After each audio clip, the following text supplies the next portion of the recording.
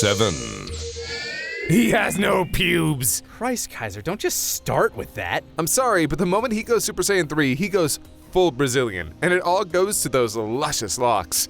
It's like one of those hair implant procedures they do for bald people, where they take your ass hair and put it on your head. Okay, I know Krillin grew his hair out in Buu, but I kinda wanna imagine that's what he did instead. Okay, so Super Saiyan 3. Introduced in the Buu saga, this form is a classic in Dragon Ball fandom. But in some ways, it's also a red-headed stepchild.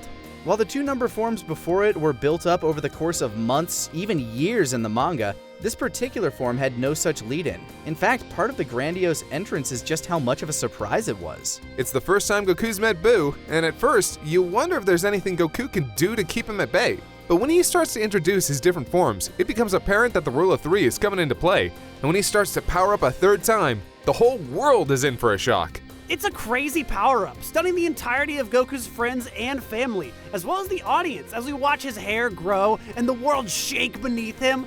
And once he's done screaming like man-possessed and his eyebrows have checked out, we're left with one of the most striking, wild-looking forms on the list. Of course, a lot of people out there find this form to be patently ridiculous, and yeah, we get it. The caveman face and bleach jaw Raditz combination is maybe an odd choice. But there's something about the silhouette it cuts, that look in Goku's eyes, and the untamed nature of those spikes. It's just so unique, distinct from its predecessors. There's also the nature of the form that sets it apart from the others. While it's undeniably an upgrade in power, the form burns through ki at an increased rate, giving it a marked downside to help balance it out. Something that, frankly, more transformations in the series could stand to have, to help give them more variety.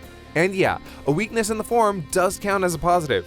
Anything that makes a form more unique and interesting is a point in favor in our book. But if you're asking me, while Goku definitely wears it well, the character who truly makes his form their own is Gotenks. Something about this tiny little muscle child sporting hair longer than his own body makes him stand out more than his base or Super Saiyan forms ever did. It's so prolific, it became the sole rep for the form in fighters, with the exception of Super Saiyan Goku's level 3. The initial transformation scene from Goku has also become a classic in the franchise. And for a lot of American fans, the dub score does have a lot to do with it. And I'll be honest, it's pretty f***ing good. That being said, though, it doesn't come close to touching the other form's initial transformations, built up to over time and with more emotional weight.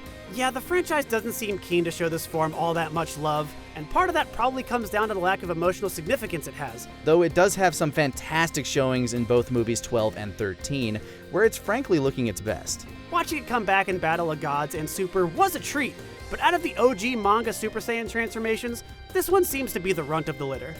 Which is funny considering it easily has the most visual impact and power. Unless you count GT. But don't worry, folks. We'll get there. Glam Metal Super Saiyan may not get a ton of time to shine or love from the audience, and its introduction may even honestly be a detriment to the Buu arc's overall story, but I'll be gosh damned if I don't have a special hairy place in my heart for it, bald brows and all. The way it flows behind Goku when he moves, that fierce expression it gives him on his face, and how it truly elevates Gotenks' design, giving him a chance to stand out in a big way in comparison to the other fusions. Funny enough, it's a form of Super Saiyan that canonically only 2 characters ever achieve. It wasn't until the games came out that we saw Vegeta, Broly, Trunks, Gohan, and even Nappa, Bardock, and Raditz achieve this form. My god, that is so much hair. Hey, remember when Toriyama mixed this up with Super Saiyan 2? Oh yeah, when he came back to work on Battle of Gods. Man straight up made Super Saiyan 2 so visually similar to Super Saiyan, he done forgot it was its own form. Long story short, Super Saiyan 3 is a contentious entry. But it's also one that's lasted throughout the history of the franchise. And while its appearance in the canon proper is lacking in comparison to its peers, it's important to recognize that it still remains a favorite amongst many, many fans. Super Saiyan 3 Nappa should have had a bigger beard, like a full mountain man, right? Oh, definitely. The cowards. Make him look like an Aryan biker thug who would literally die if he missed a day at the gym. The fact that his beard fills out when he turns Super Saiyan 3 raises some concerning questions. What if he didn't have any facial hair? Where would his hair have grown then? Nick, don't ask gross questions you already know the gross answers to.